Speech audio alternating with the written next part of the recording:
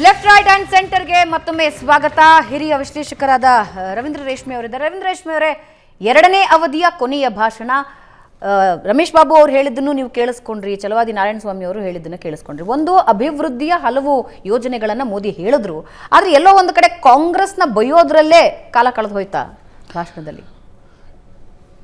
ಇವತ್ತು ಮೋದಿಯವರು ತಮ್ಮ ಎರಡನೇ ಅವಧಿಯ ಕೊನೆಯ ಭಾಷಣ ಸದನದಲ್ಲಿ ಮಾಡೋ ಕಡೆಯ ಭಾಷಣವನ್ನು ನೋಡ್ತಾ ಇದ್ದಾಗ 2018 ಕಡೆಯ ದಿನ 2018 ಅವಧಿ ತೀರೋ ದಿವಸ ಅವ್ರು ಮಾತಾಡಿದರು. ಲೋಕಸಭೆಯಲ್ಲೇ ಮಲ್ಲಿಕಾರ್ಜುನ್ ಖರ್ಗೆ ಅವರು ಅವತ್ತು ಸದನ ನಾಯಕರಾಗಿದ್ದರು. ಪಾಪ ವಿರೋಧ ಪಕ್ಷದ ನಾಯಕನ ಸ್ಥಾನಮಾನ ಸಿಕ್ಕಿರಲಿಲ್ಲ, ಆದರೆ ಸದನ ನಾಯಕರಾಗಿದ್ದರಿಂದ ಬಾಯಿ ತುಂಬ ಹೊಗಳಿದರು. ರಾಜ್ಯಸಭೆಯಲ್ಲೂ ಉತ್ತರ ಕೊಟ್ಟರು. ಅಲ್ಲಿ ಗುಲಾಂ ನಬಿ ಆಜಾದ್ ಅವ್ರನ್ನ ಹೊಗಳಿದ್ದಷ್ಟೇ ಇಲ್ಲ, ಅವ್ರಿಗೆ ಪದ್ಮವಿಭೂಷಣ ಪ್ರಶಸ್ತಿನೂ ಕೊಟ್ಬಿಟ್ರು. ಅದರ ಪರಿಣಾಮ ಏನಾಯಿತು ಅನ್ನೋದು ಇವತ್ತು ಹೇಳಿದರು. ಖರ್ಗೆ ಅವರು ಲೋಕಸಭೆಯಿಂದ ರಾಜ್ಯಸಭೆಗೆ ಶಿಫ್ಟ್ ಆದರು, ಗುಲಾಂ ನಬಿ ಆಜಾದ್ ಅವರು ಕಾಂಗ್ರೆಸ್ನಿಂದನೇ ಹೊರಗೋಗಿ ಶಿಫ್ಟ್ ಆಗಿಬಿಟ್ರು ಅಂತ. ಅಕಸ್ಮಾತ್ ಮೋದಿಗೆ ಯಾರನ್ನಾದ್ರೂ ಇವತ್ತು ಹೊಗಳಿಬಿಟ್ರೆ ಅವ್ರಿಗೇನೋ ಆತಂಕ ಶುರು ಆಗಿಬಿಡುತ್ತೆ, ವಿರೋಧ ಪಕ್ಷದಲ್ಲಿರೋರು ಯಾರನ್ನಾದ್ರೂ. ಇಡೀ ಈ ಅಧಿವೇಶನದಲ್ಲಿ ಮೊನ್ನೆ ರಾಜ್ಯಸಭೆಯಲ್ಲಿ ಖರ್ಗೆ ಅವ್ರ ಭಾಷಣ ಅದ್ಭುತವಾಗಿತ್ತು. ಒಬ್ಬ ಅನುಭವಿ ಸಂಸದೀಯ ಪಟು ಯಾವ ಮಟ್ಟಕ್ಕೆ ತೊಗೊಂಡು ಹೋಗಬಲ್ಲ, ಒಂದು ವಿರೋಧ ಪಕ್ಷದ ನಾಯಕ, ಒಂದು ಸಹಜವಾದ ವ್ಯಂಗ್ಯ, ವಿನೋದ, ಹಾಸ್ಯ ಪ್ರಜ್ಞೆ, ಅದ್ರ ಜೊತೆಗೆ ನಂಜಿಲ್ಲದ ಮಾತು. ಇದೇ ಮೊದಲ ಬಾರಿಗೆ ಮೋದಿಯವರು ಅಟೆಂಟಿವ್ ಆಗಿ ಕೂತ್ಕೊಂಡಿದ್ರು. ಪೂರ್ತಿ ಅವರು ಸುಮಾರು 1 ಗಂಟೆ 25 ನಿಮಿಷದ ಭಾಷಣಕ್ಕೆ ಚೂರು ಎದ್ದೋಗಲಿಲ್ಲ, ಅಟೆಂಟಿವ್ ಆಗಿ ಕೇಳಿಸ್ಕೊಂಡ್ರು. ಇವರೆಲ್ಲರಿಗಿಂತಲೂ ಅತ್ಯಂತ ಹರಿತವಾದ ಚುಚ್ಚು ಬಾಣಗಳೆಲ್ಲ ಪ್ರಯೋಗ ಮಾಡಿದರು ಮೋದಿಯವ್ರ ಬಗ್ಗೆ. ನೀವು ನಿಮ್ಮ 30 ಸ್ಕೀಮ್ ಪೈಕಿ ಒಂದು 15ಕ್ಕೆ PM ಕಿಸಾನ್ ಯೋಜನಾ, PM ಆಯುಷ್ಮಾನ್ ಭಾರತ್ ಯೋಜನಾ, PM ಸ್ವಾಸ್ಥ್ಯ ಯೋಜನೆ ಎಲ್ಲ PM ಅಂತ ಇಟ್ಕೊಂಡ್ಬಿಟ್ಟಿದ್ರಿ. ಅದ್ರ ಉಳಿದ ಮಿನಿಸ್ಟರ್ಗಳು ಏನು ಮಾಡ್ತಾ ಇದ್ರು ಅಂತ. ಎಲ್ಲ ಇಲಾಖೆ ಕಾರ್ಯಕ್ರಮಗಳು PM ಅಂತಂದ್ರೆ ಉಳಿದ ಮಿನಿಸ್ಟರ್ಗಳಿಗೆ ಏನು ಕೆಲಸನೇ ಇರಲಿಲ್ವಾ? ಇನ್ನೊಂದು ಮಾತು ಹೇಳಿದ್ರು ಅವರು, ಯಾವಾಗಲೂ ನಿಮ್ಮ ನಾಯಕರು ವಾಜಪೇಯಿ ಅವರಾಗಲಿ, ಅಡ್ವಾಣಿಯವರಾಗಲಿ, ಮುರಳಿ ಮನೋಹರ್ ಜೋಶಿ ಥರದವ್ರು ನಮ್ಮ ಗುಲ್ಬರ್ಗಕ್ಕೆ ಬಂದಾಗ ಅವಾಗ ನಾವೆಲ್ಲ ಅಧಿಕಾರದಲ್ಲಿ ಇರ್ತಿದ್ವಿ. ಅವ್ರ ಪಾಪ 2 ಲೋಕಸಭೆಯಲ್ಲಿ ಇರಲಿಲ್ಲ, ಅವ್ರ ಅಸ್ತಿತ್ವ ಇರಲಿಲ್ಲ. ಬಟ್ ನಮ್ಮ ಸ್ನೇಹಿತರು ಬಂದು ಕೇಳ್ತಿದ್ರು, ಜನಸಂಘದವರು ಅಥವಾ ಆಮೇಲೆ BJP ಅವರೆಲ್ಲ ಬಂದು ನಮ್ಮ ನಾಯಕರು ಬಂದಾರ ಅಂದ ತಕ್ಷಣ ನಾವು ಐವಾನ್ ಶಾಹಿ ಗೆಸ್ಟ್ ಹೌಸ್ನ ಖಾಲಿ ಮಾಡಿಬಿಟ್ಟು ನಮ್ಮ ಮನೆಗೆ ಹೋಗಿ ಕೂತ್ಕೊಳ್ತಾ ಇದ್ದೆ. ಅವ್ರ ಬಗ್ಗೆ ನಾವು ಅಷ್ಟೊಂದು ಅವ್ರನ್ನ ರಾಷ್ಟ್ರ ನಾಯಕರು ಅಂತ ನಾವು ಗೌರವಿಸ್ತಾ ಇದ್ವಿ. ನಿಮ್ಮ ಕಾಲದಲ್ಲಿ ವಿರೋಧ ಪಕ್ಷದವ್ರನ್ನ ನಮ್ಮನ್ನೆಲ್ಲ ನೀವು ಶತ್ರುಗಳ ಥರ ನೋಡುವಂಥ ಒಂದು ಹೊಸ ಪ್ರವೃತ್ತಿ ತಂದುಬಿಟ್ರಿ. ಇಂಥ ಅನೇಕ ಮಾತುಗಳು. ಆದರೆ ಸುರೇಶ್ ವಿಚಾರದ DK ಸುರೇಶ್ ಮಾತುಗಳ ಬಗ್ಗೆ ಇವ್ರು ಯಾರೂ ಏನೂ ವ್ಯಾಖ್ಯಾನ ಮಾಡ್ಕೊಳ್ಬೇಕು. ಮೋದಿಯವ್ರಿಗಿಂತ ಕರೆಕ್ಟಾಗಿ ಖರ್ಗೆ ಅವರು, ಈ ಮಲ್ಲಿಕಾರ್ಜುನ್ ಖರ್ಗೆ ಹೇಳ್ತಿದ್ದಾನೆ ಈ ಸದನದಲ್ಲಿ, ಕನ್ಯಾಕುಮಾರಿಯಿಂದ ಕಾಶ್ಮೀರದವರೆಗೂ ಒಂದೇ ಒಂದು ಭಾರತ, ಇದನ್ನು ವಿಭಜಿಸ್ತೀವಿ ಅನ್ನೋ ಮಾತನ್ನು ನಾನು ಕ್ಷಮಿಸೋದಿಲ್ಲ. ನಮ್ಮ ಪಕ್ಷದವನಾಗಿರ್ಬೋದು, ನಿಮ್ಮ ಪಕ್ಷದವನಾಗಿರ್ಬೋದು, ಮೂರನೇ ಪಕ್ಷದವನಾಗಿರ್ಬೋದು, ನಾನು ಖಡಾಖಂಡಿತವಾಗಿ ಇದು ಮಾಡ್ತೀನಿ. ಯಾಕೆ ಅಂತಂದರೆ ನಮ್ಮ ಇಂದಿರಾ ಗಾಂಧಿಯವರು, ರಾಜೀವ್ ಗಾಂಧಿಯವರು ದೇಶದ ಐಕ್ಯತೆ ಮತ್ತು ಸಮಗ್ರತೆಗಾಗಿ ಬಲಿದಾನ ಮಾಡಿದ್ದಾರೆ, ಕುರ್ಬಾನಿ ಮಾಡಿದರು. ಆ ಮಾತನ್ನು ಹೇಳಿದರು. ಆವತ್ತಿನ ಅವರ ಆ ಮಾತಿನ ಲಹರಿ ಇತ್ತಲ್ಲ, ಒಂದು ಮಾದರಿ, ಒಂದು ಸಂಸದೀಯ ವಾಕ್ಪಟುವಿನ ಉತ್ಕೃಷ್ಟ ದರ್ಜೆ ಇದ್ದಿತ್ತು. ಅಲ್ಲಿ ಆಳು ಪಕ್ಷವನ್ನು ಅವ್ರಿಗಿಂತ ಕಠೋರವಾಗಿ ಇನ್ಯಾರೂ ಟಿಕ್ಸಕ್ಕೆ ಸಾಧ್ಯ ಇಲ್ಲ. ಬಟ್ ಎಲ್ಲೂ ನಂಜಿರಲಿಲ್ಲ ಅವ್ರ ಮಾತಿನಲ್ಲಿ. ಇವತ್ತು ಮೋದಿಯವರು ಮೊನ್ನೆ ಅಯೋಧ್ಯೆ ರಾಮೋತ್ಸವದಲ್ಲಿ ಮಾಡಿದ ಭಾಷಣದಲ್ಲಿ ತುಂಬ ಪ್ರಶಾಂತವಾಗಿದ್ದರು. ರಾಮ್ ವಿವಾದ ಹಿ ಸಮಾಧಾನ ಹೈ ಅಂತಂತಂದರು. ಇದು ಈ ರಾಮ ಮಂದಿರ ಅನ್ನೋ ಇದು ಬರೀ ಆಜ್ ವಿಜಯ್ ಭಿ ಹೈ ಲೇಕಿನ್ ವಿನಯ್ ಭಿ ಹೈ ಅಂತಂದರು. ತುಂಬ ವಿನಮ್ರತೆ, ಒಂದು ಎಲ್ಲಿ ಮುಸ್ಲಿಂ ಬಾಂಧವರ ಮನಸ್ಸಿಗೆ ನೋವಾಗಿದೆ ಅದನ್ನು ಶಮನ ಮಾಡೋ ರೀತಿಯಲ್ಲಿ ಅವತ್ತು ಮಾತಾಡಿದರು. ಇವತ್ತು ತುಂಬ ಸಿಟ್ಟು, ಆಕ್ರೋಶ ಜಾಸ್ತಿ ಇತ್ತು ಇವತ್ತು ಅವ್ರ ಮಾತಿನಲ್ಲಿ. ಆಮೇಲೆ ರಾಷ್ಟ್ರಪತಿ ಭಾಷಣವೇ ಅವ್ರ ರಿಪೋರ್ಟ್ ಕಾರ್ಡ್, 10 ವರ್ಷದ ರಿಪೋರ್ಟ್ ಕಾರ್ಡ್ ರಾಷ್ಟ್ರಪತಿ ಭಾಷಣದಲ್ಲಿ ಇತ್ತು. ಏನೇನು ವ್ಯತ್ಯಾಸ ಆಯಿತು, ಏನೇನು ಬದಲಾವಣೆ ಆಗಿದೆ ನಮಗೂ ಗೊತ್ತಿದೆ, ಅವ್ರಿಗೂ ಗೊತ್ತಿದೆ. ಇಡೀ ರಾಜಕೀಯ ಪರಿಸರ ಬದಲಾಗಿದೆ. ಆದರೆ ಇಲ್ಲಿ ಒಂದಾಗಿರೋದು ಏನಂದರೆ, ಇದಕ್ಕೆ ಮೋದಿಯವರು ಎಷ್ಟರ ಮಟ್ಟಿಗೆ ಕಾರಣ, ಕಾಂಗ್ರೆಸ್ಸಿಗರು ಅಷ್ಟೇ ಕಾರಣ.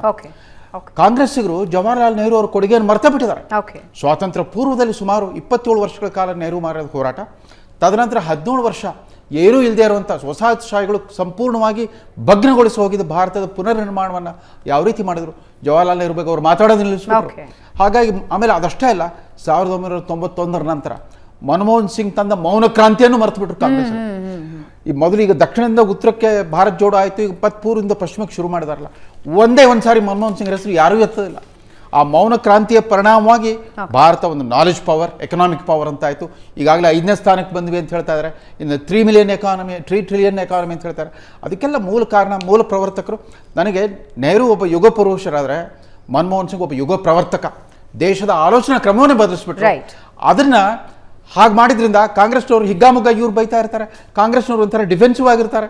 ಇದು ನಂಗೆ ಅರ್ಥ ಆಗ್ತಾ ಇಲ್ಲ. ಒಂದು ತಾತ್ವಿಕ ಚರ್ಚೆ ನಡಿಬೇಕಾಗಿತ್ತು ಅಂತಂದರೆ ಆಯಾ ಪಕ್ಷಗಳು ತಮ್ಮ ಚರಿತ್ರೆಯನ್ನು ಮರೆಯಕೂಡದು.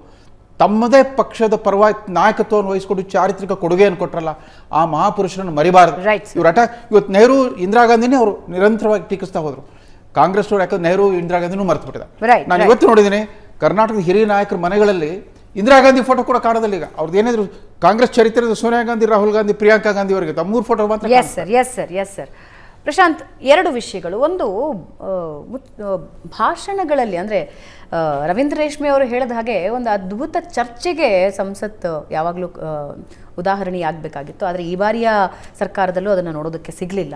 ಆ್ಯಂಡ್ ಕೊನೆಯ ಭಾಷಣದಲ್ಲೂ ಕಾಂಗ್ರೆಸ್ನ ಟೀಕಿಸೋದರಲ್ಲಿ ಪ್ರಧಾನಿ ಸಮಯ ವ್ಯರ್ಥ ಮಾಡಿದ್ರು. ಇದರ ಜೊತೆಗೆ 400 ಸ್ಥಾನಗಳು NDAಗೆ ಮತ್ತು 370 ಸ್ಥಾನಗಳು BJP ಶತಾಯಗತಾಯ ಪಡೆಯುತ್ತೆ ಅನ್ನೋ ಕಾನ್ಫಿಡೆನ್ಸ್ ವ್ಯಕ್ತಪಡಿಸ್ತಿದ್ದಾರೆ.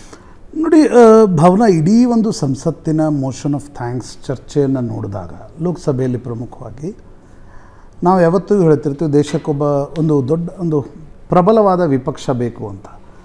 ನನಗನ್ಸಿದ್ದು ಪ್ರಬಲವಾದ ವಿಪಕ್ಷ ಜೊತೆಗೆ ಒಬ್ಬ ಪ್ರಬಲ ಮಾತುಗಾರ ವಿಪಕ್ಷ ನಾಯಕ ಕೂಡ ಬೇಕು.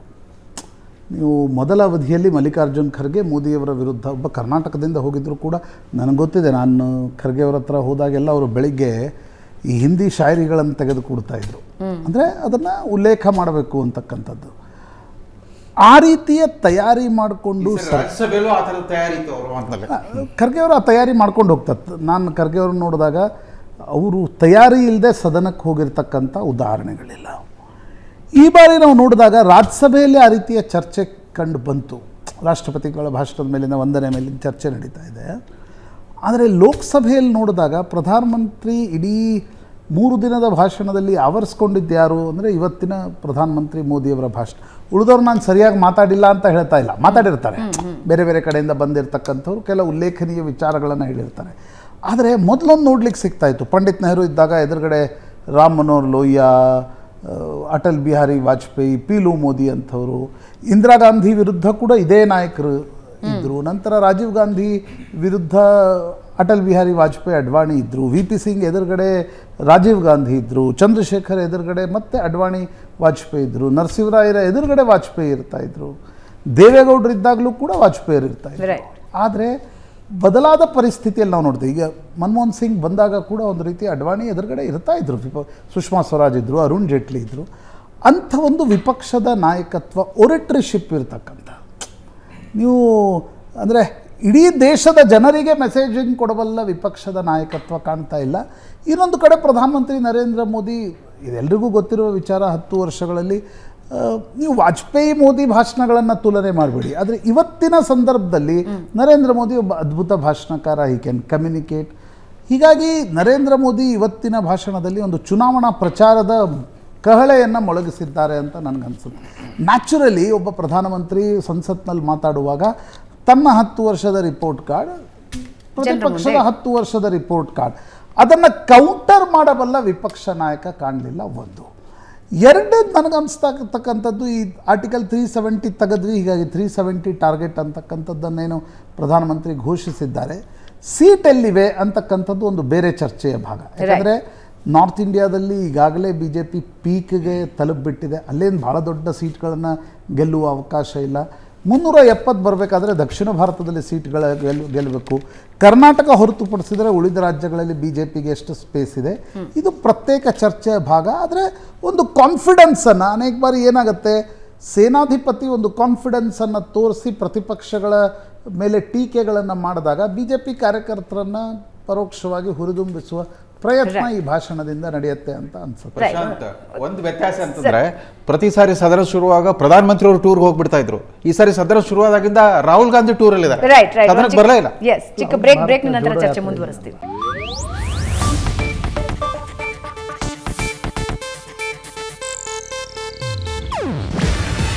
ಇದು ಏಷ್ಯಾನೆಟ್ ನ್ಯೂಸ್ ನೆಟ್ವರ್ಕ್ ಪ್ರಸ್ತುತಿ. ನೀವು ನೋಡ್ತಿದ್ದೀರಾ ಏಷ್ಯಾನೆಟ್ ಸುವರ್ಣ ನ್ಯೂಸ್.